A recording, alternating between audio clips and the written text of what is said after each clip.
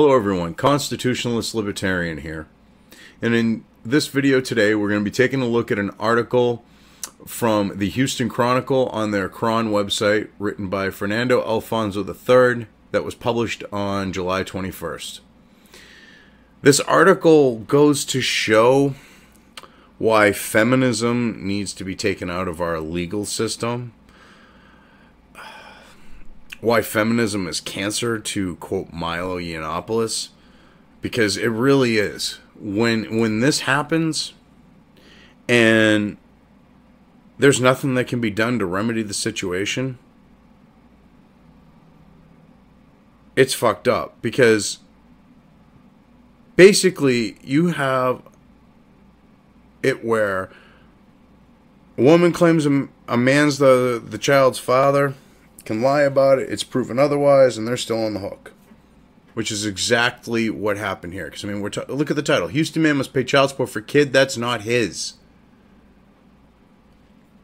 I mean, that is a travesty of justice. That's not justice, okay? I mean, I understand that there's an innocent child involved, okay? But, and it's not the kid's fault that the mother lied.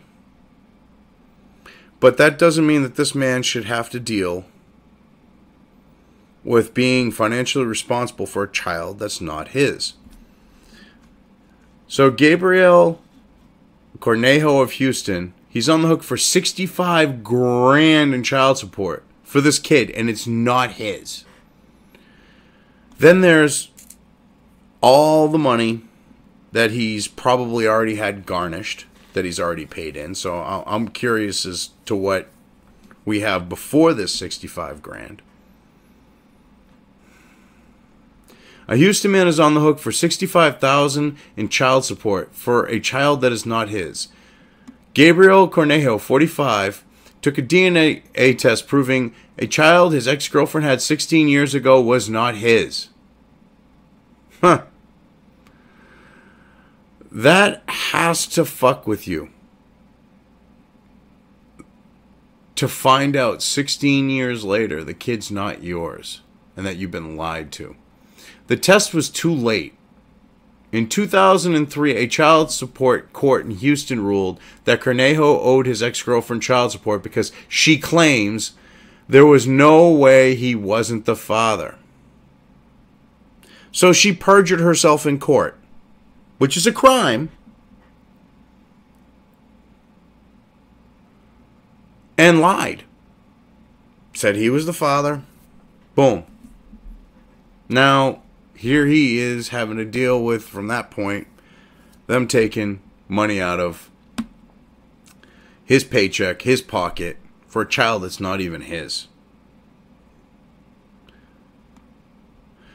At the crux of why Cornejo must pay up is Texas Family Code Chapter 161, which states, even if you are not the biological father, you still owe child support that accrued before the DNA test proves that you're not the father.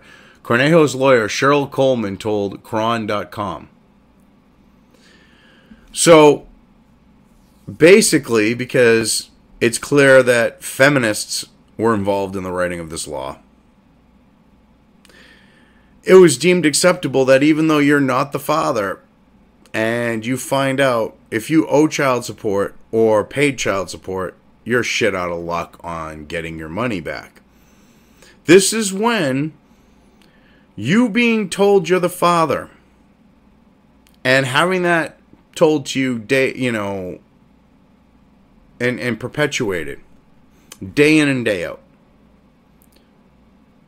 The initial telling the person, telling the father, telling the man that he's the father, is the initiation of a fraud.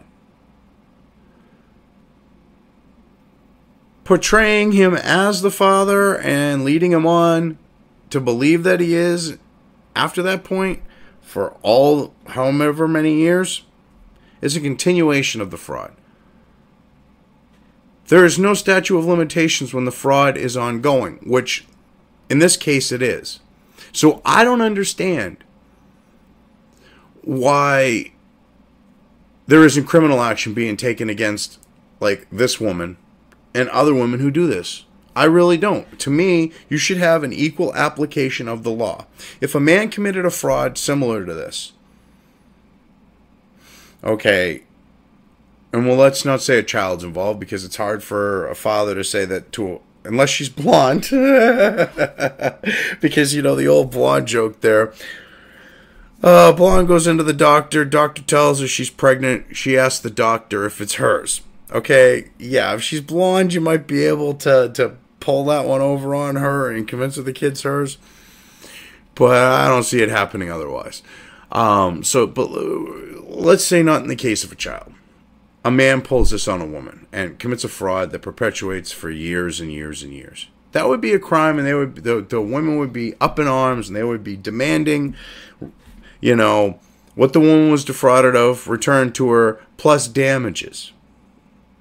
Now, to me, I see a criminal situation going on here and a civil matter. I'm not a lawyer. I've taken some paralegal courses, so I could have a better understanding of the law. And I'm looking at this, and I'm like, what whacked out bizarro world do we live in? And it's like, oh, that's right. One where feminism and Marxism and postmodernism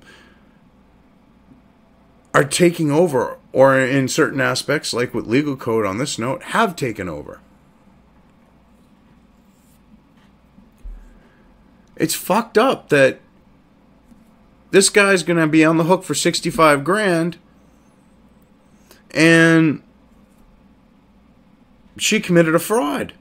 He should be able to sue her for what money he's already paid in and get damages back. I mean, yeah, that's going to affect the kid, and I feel bad. And me personally, I don't think I would do something like that, even though I'd want to, because I'm a better person, on the note of I wouldn't want to, you know, I'd feel like I'm personally fucking the kid, even though it's her that fucked the kid.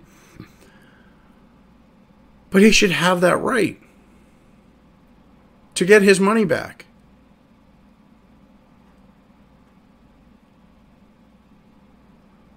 I've researched the records and found that there is an issue with the service where they served him back in 2002. Coleman said, there are some anomalies with how this case was handled by the Attorney General's office. He was never served with these documents in 2002 when the actual paternity petition was filed against him. So not only that, the case was improperly handled. So he has a right, where this was improperly handled, to have another hearing or something. But I'm sure the feminists are going to say, oh, no. If, you know, on fixing this. In further support of why Cornejo is on the line for the child support is a claim from the ex-girlfriend that the child support started coming out from Cornejo's paycheck without his objection.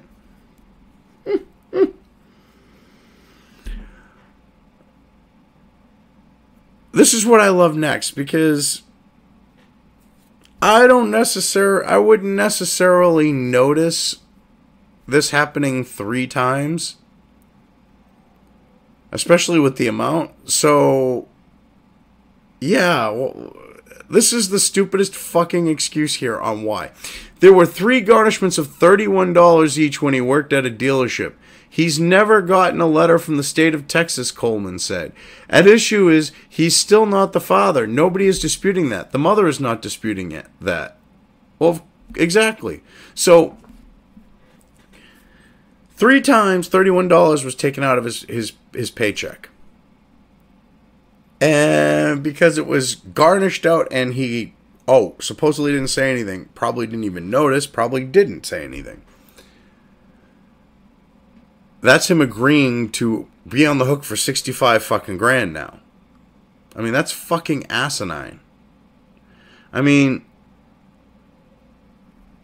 this guy has his own family, and his own family has to go without. This is what's fucked up. It's written so that this kid that's not even his isn't going to fucking go without. But this guy's own actual children have to, because Cornejo has to come up with that 60 some odd thousand, 65 grand. I mean, because here, look, Cornejo is married and has 3 children. 3 children of his own. And him paying back that 65 grand to a child that's not even, to a woman for a child that's not even his, is taking food out of their mouth. Is taking things like clothing, besides necessities, but say higher steps up on that note. Like, so, a better quality of life on the note of food and clothing and having things in that, people take for granted, like vacations and stuff like that. Now his actual family has to go without so that this bitch can get 65 grand, which that 65 grand is, odds are, really ain't going to go to the care of the kid. I mean, she seems like she's pretty shady when she'll lie in court under oath and say, oh, he's the only one that could be the father.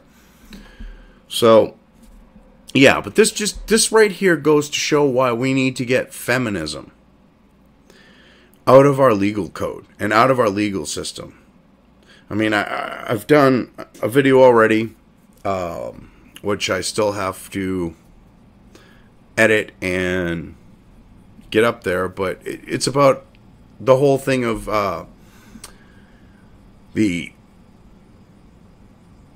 rape campus interpretation. Well, I should say the interpretation of the campus rape rules that the Obama administration said this is how they're interpreted now, and rolling it back to where they are interpreted as the law itself, and giving due process back to the to the accused, and making it so that you have to have burden of proof on the note of the accuser, like our legal system was set up, where you're innocent until proven guilty. The feminists, Marxist critical theory feminists, pushed that whole environment, and they did. These feminists, well, same type of feminists. I mean, this has been on the books for longer. Are a driving force behind this because we need to make men responsible. Well, I don't understand how a fucking law is written so that if you're not the father, you're still fucking responsible. Unless it's written by a fucking feminist. So, this just goes to show how uneven our justice system is and why we need to get rid of the whole ideology of feminism and stick to egalitarianism and stick to humanism and get rid of this whole skin color, ethnic background, religious fucking background bullshit, and go back to what was instilled in this nation by Martin Luther King Jr. of judging people by the content of their character. If he saw what was going on these days, he would not only roll over in his grave, he'd be spinning like he would be spinning like he's on a rotisserie. It's ridiculous. Anyways, this is the Constitutionalist Libertarian. If you like the video, definitely hit the thumbs up. If you'd like to see more of my content and have access to it easier, definitely subscribe. If you want to be notified of when my content hits YouTube, ring that bell. Thank you all. You all have a good one.